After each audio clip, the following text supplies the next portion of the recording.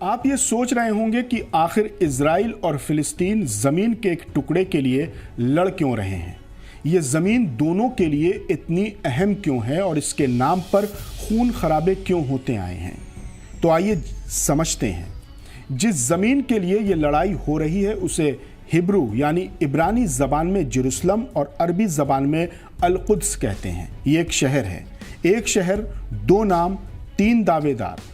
ये दुनिया का अकेला शहर है जिसे यहूदी, ईसाई और मुसलमान तीनों पवित्र यानी मुक़द्दस मानते हैं। सदियों से यह शहर तीनों मजहब के मानने वालों के दिलों में आबाद है। तारीख पढ़िए तो पता चलता है कि आज से तकरीबन 5000 साल पहले जेरूसलम में इंसानों ने बसना शुरू किया और 3000 साल पहले यहूदियों के किंग डेविड ने जेरूसलम को अपनी राजधानी बनाया। आपको बता दें कि किंग डेविड को मुसलमान दाऊद पैगंबर कहते हैं और दाऊद अलैहिस्सलाम पुकारते हैं। किंग डेविड के बाद उनके बेटे सोलोमन ने जेरूसलम में पहला धर्मस्थल बनाया। यहूदियों के इतिहास में किंग सोलोमन का बहुत एहतराम है। मुसलमान भी इन्हें अपना पैगंबर मानते हैं और सोलोमन को हज़रत सुलेमान अलैहिस्सलाम कहते हैं। आज से 1992 साल पहले जेरूसलम में ईसा मसीह को सूली पर लटकाया गया था, इसलिए ईसाइयों के लिए भी जेरूसलम एक बहुत अहम जगह है। इस वाक़े के करीब 600 साल बाद जेरूसलम मुसलमानों के लिए भी एक बहुत अहम मजहबी मकाम बन गया, क्योंकि पैगंबर मोहम्मद साहब ने जेरूसलम के अल अक्सा मस्जिद से ही स्वर्ग की यात्रा की थी, यानी मेराज के सफ़र पर गए थे। अल अक्सा मस्जिद मुसलमानों का पहला किबला भी था। किबला उस दिशा को कहते हैं जिसका रुख करके मुसलमान नमाज पढ़ते हैं। बाद में किबला मक्का में काबा हो गया। अभी भी काबा ही मुसलमानों का किबला है। यहूदी जेरूसलम को अपना होमलैंड कहते हैं। उनका मानना है कि 3000 साल पहले उनके किंग डेविड ने इसे बसाया था। मुसलमानों ने सबसे पहले 638 ईस्वी में दूसरे खलीफा हज़रत उमर के दौर में ईसाइयों की बैजेंटाइन हुकूमत को शिकस्त देकर इस शहर पर कब्जा किया। इसके बाद 1095 ईस्वी में पोप उर्बन सेकेंड ने यूरोप भर में मुहिम चलाकर ईसाइयों से अपील की कि जेरूसलम को आज़ाद करवाने के लिए फौजें इकट्ठा की जाएं। इस मुहिम के नतीजे में ईसाइयों ने मुसलमानों से इसे आज़ाद भी करा लिया। इसके तकरीबन 90 बरस के बाद सीरिया के सुल्तान सलाउद्दीन अयूबी ने हमला किया और एक बार फिर मुसलमानों का कब्जा बैतुल मुक़द्दस पर हो गया।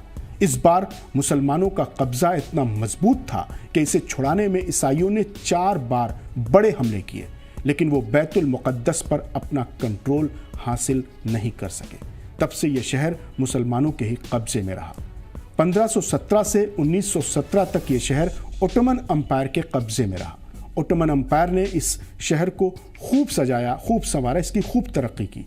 19वीं सदी में थियोडोर हेर्ज़ल नाम के एक यहूदी आइडियोलॉग थे। उन्होंने यहूदी नेशनलिज्म की बुनियाद रखी।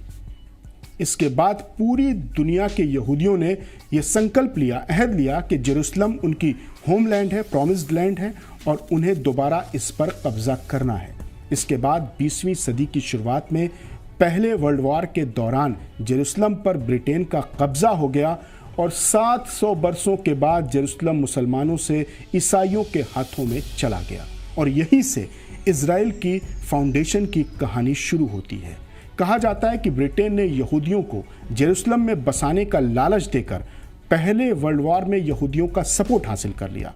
बहुत ही चालाकी से ब्रिटेन ने अरब मुल्कों को भी जेरूसलम का लालच दिया था। आज के इजराइल को तब फिलिस्तीन कहा जाता था और उसमें अरब के मुसलमानों की आबादी थी, लेकिन बड़ी ही प्लानिंग के तहत ये यहूदियों ने जेरूसलम की तरफ हिजरत की। धीरे धीरे पूरे इलाके में यहूदियों की आबादी बहुत बढ़ गई और अरब के मुसलमान कमज़ोर होते गए। 1947 में यूनाइटेड नेशंस ने इजराइल को एक मुल्क के तौर पर मंजूरी दी, लेकिन जेरूसलम को एक इंटरनेशनल शहर के तौर पर मंजूरी दी गई ताकि सर्वधर्म समभाव बना रहे। तब जेरूसलम पर इजराइल का कंट्रोल नहीं था। अब हम आपको मैप की मदद से ये समझाने की कोशिश करते हैं कि कैसे धीरे धीरे फिलिस्तीन गायब होता गया और इजराइल एक मुल्क के तौर पर मजबूत होता गया। इस नक्शे में जो हिस्सा हरे रंग का है वो फिलिस्तीन का है और जो हिस्सा सफ़ेद रंग का है वो इजराइल का है। सबसे पहले साल 1917 का मैप देखिए जिसमें सिर्फ फिलिस्तीन ही दिखाई दे रहा है। इसके बाद 1947 में जब इजराइल बना तो मैप में ये बदलाव आया। दक्षिणी हिस्से में इजराइल की पोजीशन मजबूत थी और जेरूसलम के साथ ज्यादातर उत्तरी हिस्से पर फिलिस्तीन का कब्जा था। 1948 में अरब मुल्कों और इजराइल के बीच हुई पहली जंग के बाद फिलिस्तीन के कब्जे वाला इलाका और कम हो गया। हालांकि जेरूसलम के कुछ हिस्सों पर तब भी फिलिस्तीन का कब्जा था। साल 1967 में अरब देशों और इजराइल के बीच 6 दिन की एक और जंग के बाद मिस्र के कुछ हिस्सों पर भी इजराइल ने कब्जा कर लिया। हालांकि बाद में एक समझौते के तहत इजराइल ने यह हिस्सा मिस्र को वापस कर दिया। अब ये आज का मैप है जिसमें फिलिस्तीन सिर्फ वेस्ट बैंक और गाजा तक सिमट कर रह गया है। अब ऐसा लगता है कि इस जंग के खात्मे पर फिलिस्तीन के हाथ से गाजा चला जाएगा और सिर्फ वेस्ट बैंक तक ही फिलिस्तीन सिमट कर रह जाएगा।